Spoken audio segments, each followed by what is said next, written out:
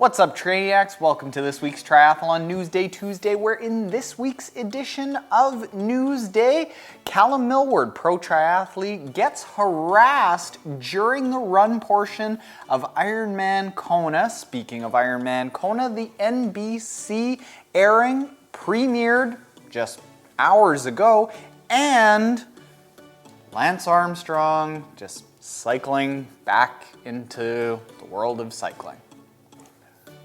Didn't realize that there are going to be a lot of cyclists there.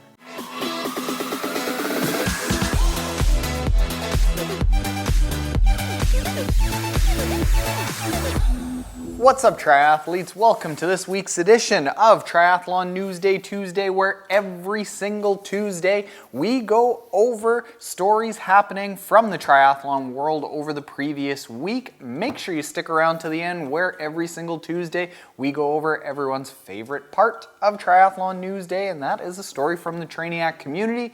And as always, full links to everything I talk about will be in the description below. Let's start it off with the showdown between pro triathlete Callum Millward, Cupcakes with Cal, and pro triathlon coach Cameron Watt from Triathlete. Now, what happened is that on social media, Callum Millward posted that during the run portion of Ironman Hawaii, he wasn't having a good race, and while he wasn't having a good race, pro triathlon coach Cameron Watt from Triathlete rolled up to him on a bike, started shouting expletives at him about how useless he was, how out of shape he was, and then actually ended up running into him with the bike in front of other pro triathletes and other coaches. Now, of course, none of this was caught on camera, so there was an investigation done by Ironman for these allegations, and just recently they handed down a sanction against Cameron Watt, and until now, Callum Millward has been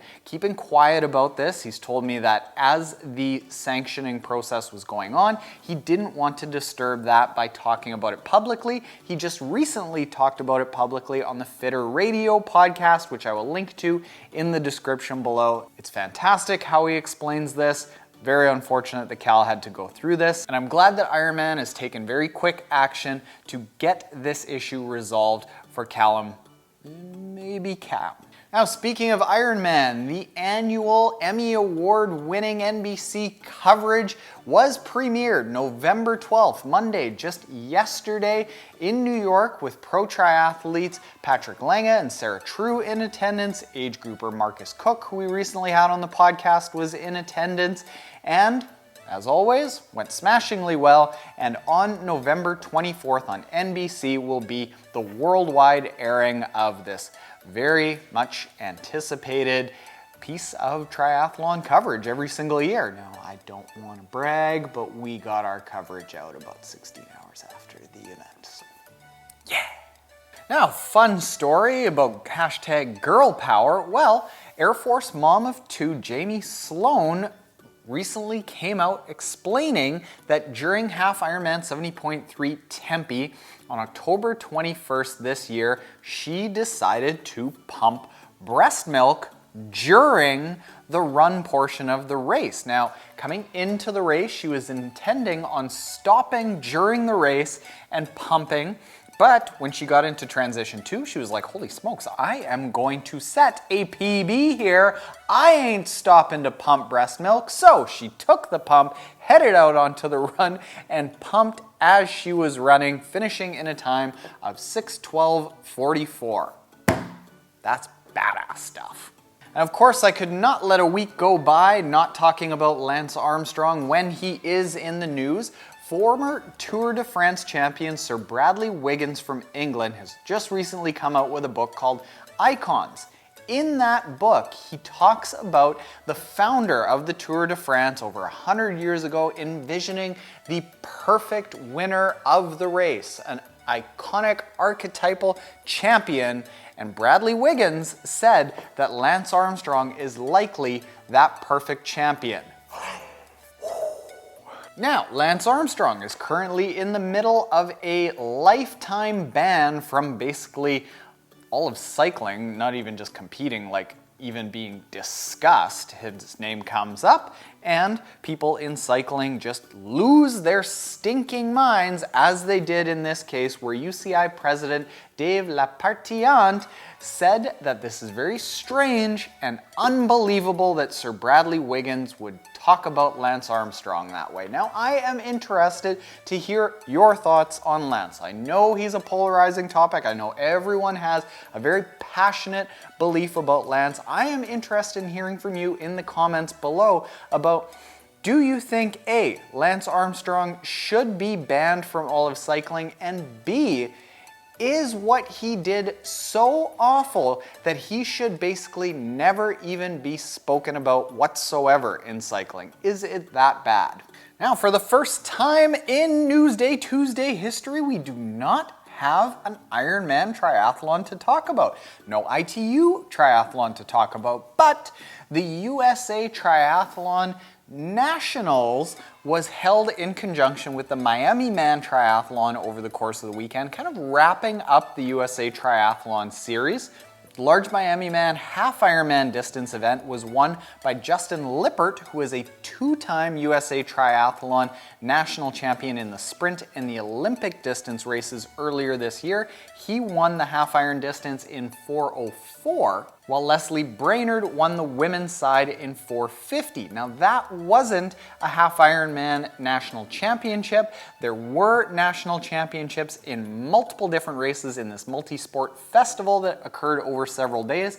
There was the national championships in the aquathon, national championships in the half Ironman duathlon distance, and national championship in the aqua bike. Congratulations to everyone that finished. Now, quick update in podcast land. Yes, the Triathlon Taren Podcast is still the most highly rated and ranked triathlon podcast in the world, and it's thanks to awesome guests like we had this weekend, publishing the interview that we did with Lisa Roberts. Now, you might not know about Lisa Roberts, but she has been a pro triathlete for over a decade. She was a fantastic surprise guest. We have a new chocolate friend.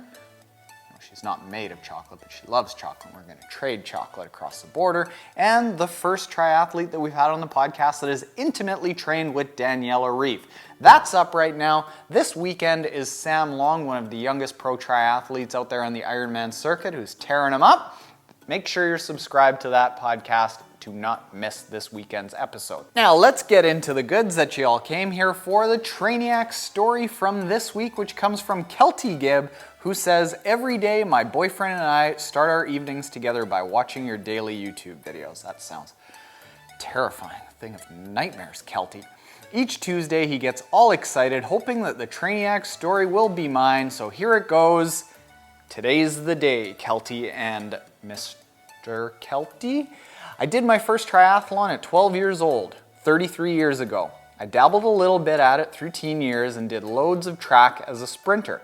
After graduation, life, family, and children took over, and I literally forgot about the sport of triathlon. At the age of 38, I started running again and getting fit until my left hand went numb during a run. Then my right. Weeks later, both my feet went numb, and months later, I was diagnosed with multiple sclerosis.